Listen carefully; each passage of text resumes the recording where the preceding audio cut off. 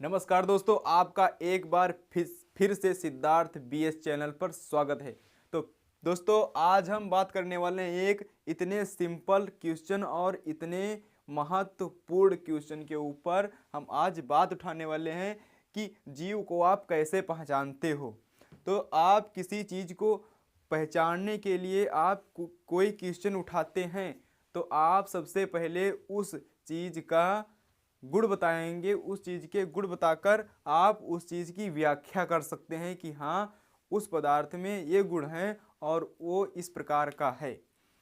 तो आप अगर जीव को लेकर आते हैं तो यहाँ पर आप इन जो यहाँ पर गुण दिख रहे हैं, वृद्धि, जनन, उपापचय, कोशिकीय संगठन, गमन, संवेदना आदि, आप लक्षणों को बता सकते हैं। लेकिन इन लक्षणों को नज़र रखते हुए हम इन सभी लक्षणों का ऑपरेशन करके आप लोगों को समझाने वाले हैं कि हाँ, ये गुण सही हैं या गलत हैं। तो सबसे पहले हम वृद्धि के बारे में बात करते हैं।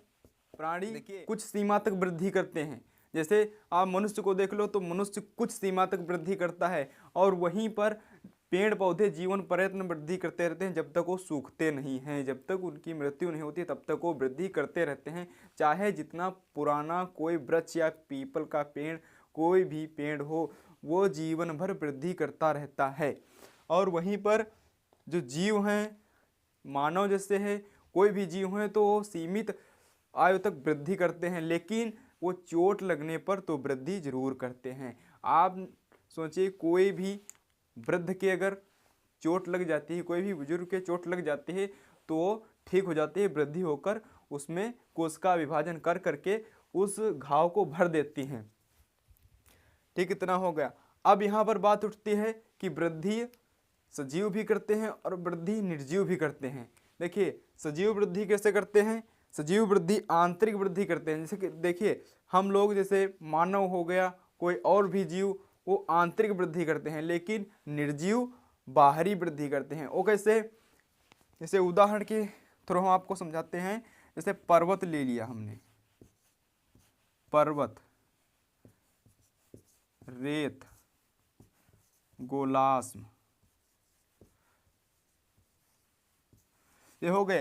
ये पर्वत किस तरह से वृद्धि करते हैं। अगर कहीं पर अगर पर्वत कोई खड़ा है और वहाँ से या आंधी तूफान से अगर किसी मृदा के या किसी बालू के कण आते हैं और उसी पर्वत पर चिपक जाते हैं, इस तरीके से वो वृद्धि करते रहते हैं।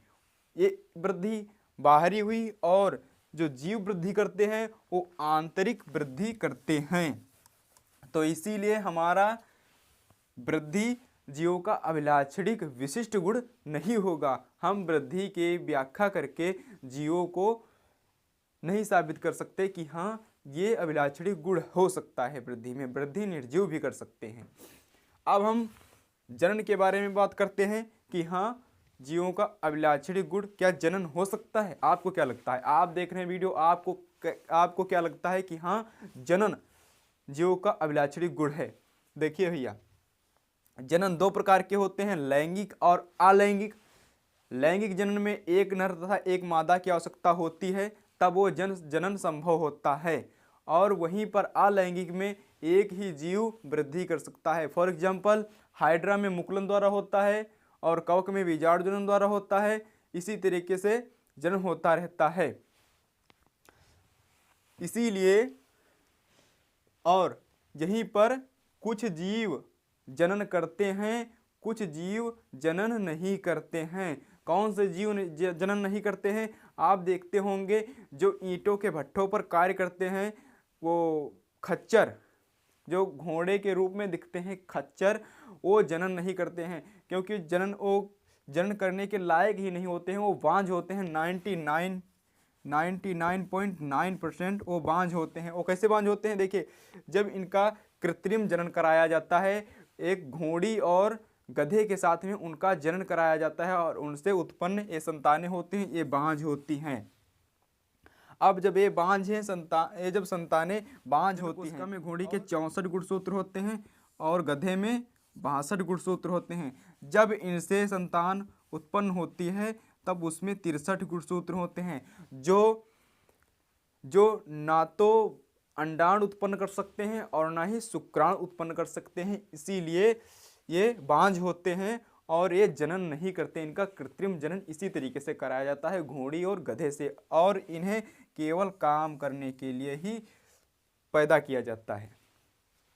इसीलिए ये जनन भी अभिलाक्षणी गुण नहीं है, क्योंकि आप जब खच्चर को देखोगे तो आप क्या कहोगे कि ये जीव नहीं है। और भी एग्जाम्पल है कामगारी मधुमक्खी। आप मधुमक्खी के छत्ते देखते होंगे जहाँ पर एक रानी मधुमक्खी एक दिन में लगभग 3000 तक अंडे दे सकती है।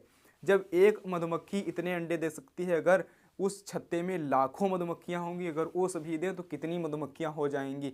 इसीलिए एक छत्ते में सिर्फ 2 रानी मधुमक्खियां होती हैं, एक नर तथा एक मादा, और वो दोनों जनन करके उसी परिवार को चलाती रहती हैं।